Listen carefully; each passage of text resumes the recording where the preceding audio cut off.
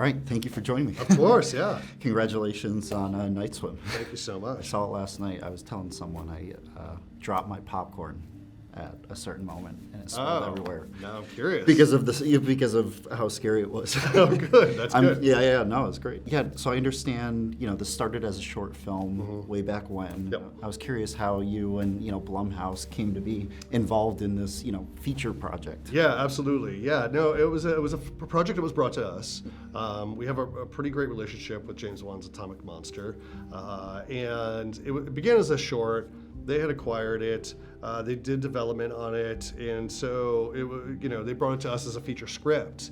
And reading it was just like the philosophy is just all aligned. Yeah. Like the movies that they make, the movies that we make, it just felt like much like Megan, it just felt like one of those great collaborations. Yeah, Megan was great as well. Yeah. Thank you.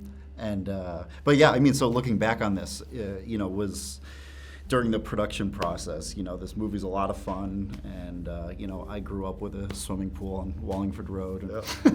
So I, it sort of brought me back, So I was curious, was there a particular, a favorite scene of yours from the movie, something that really stood out, or something that you were really impressed by that you guys were able to pull off? Or... Absolutely.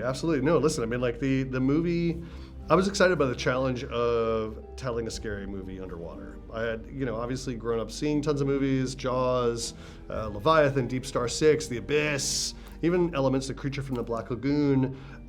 So I was excited by the opportunity to kind of problem solve how to execute what was on the page. Like, Bryce had talked about these kind of transitional elements of when Izzy or Eve dive into the water and go deeper into the dark water. How do we see that, and how do we execute that?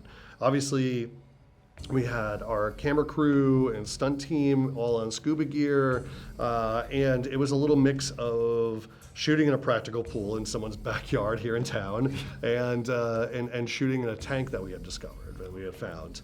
And then figuring out those kind of creative transition points, and then talking to our VFX team about how to darken the water as they're going deeper down. That was very key. And then obviously what we were super excited about was the kind of terrifying aspect of swimming too deep and looking up and seeing how far away the surface of the pool was. There's nothing more terrifying than I've done it too when I've gone snorkeling and I'm like, oh, look, a coral reef, let me swim down there. And then I'm like, I've gone too far. So that's the thing. It's like this movie taps into all of that. In addition to, we get to play with some really fun haunted house tropes, and kind of twist them for a more aquatic scare, bringing ghosts into the water and around the pool. Always fun. One of my favorite moments though is like kind of arriving. It's the nature of making horror movies. You're always shooting at night, but rolling out of bed at 6 o'clock at night and rolling over to set and seeing some of our ghosts just floating in the pool with kiddie floats is very, very amusing. That's awesome. Yeah. That's great. Yeah, and there were like daytime scary moments too, which is always impressive. Which are very hard to execute, but when you can get it right, it works. And I think here, again, that scare scene with Elliot came about organically, which was just the childhood game of collecting coins at the bottom of the pool and diving deeper. Yeah. Bryce really maximized every element of that pool and everything that we've come to know as a custom when it comes to pools. Floaties, playing in the filter, hanging off the diving board, all of it. Yeah, and even you mentioned some past classics, and I thought of like It, when she with the reaching into the pool filter. Yeah, so good. Yeah, it was great. I mean, that's the thing. It's like I grew up like throwing G.I. Joes and He-Man action figures into that pool filter just to see what happens. But I would always joke that the pool filter had me. It's like that kind of goofy stuff. Oh, yeah. No, yeah, like I said, I mean, it brought me back, and I had plenty of freaky moments, having a pool where you open the filter and there's, like a frog or something. So, Yeah.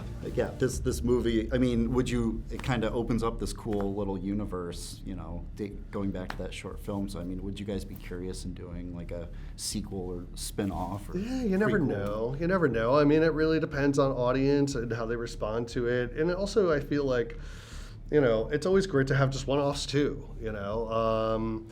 It really truly depends on what that story is and what that character dilemma is and what the main character is. Obviously, Bryce set it up in a way really early on in the film where you had the pool technician come in and he's like, that's coming off a wellhead in the spring, a natural spring. And you see a little bit of that in the film too.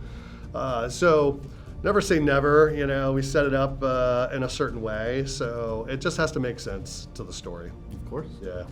And, you have some great stars in this movie, a great cast, Kerry coming off her Oscar nomination. Yeah. I was curious what it was like working with them. Oh man, it was so cool. I mean, like Kerry is such a professional and she was so game to swim, like she had swimming experience. Every day that she got to go in the pool was a great day. She's just super, super awesome. And Wyatt the same, it's very hard not to geek out with Wyatt. Not just about the Marvel movies, but when you're wearing a Thing t-shirt, and you get like, oh, whoops, sorry, I didn't mean to wear a shirt with your dad on it. But he's super great. And, he was, both really tackled the roles exactly the way we want it. I mean, like, Kerry is the emotional center. She's the anchor of this movie. She's here to hold it together. She's the one with the trepidation about what's happening and, working off the theories of her children. And, it's like a strong family dynamic. I would even say it's like, like Jo Beth Williams in Poltergeist, really strong mother role who has her own goals, and it got sidelined by her husband's baseball career. And Wyatt does a really great job of veering into Jack Torrance territory. I mean, like it's very tricky to do, and he does it so well. Yeah. Yeah, like him looking out at the pool is like Jack looking. Yes. At the crop. Yes. Yep.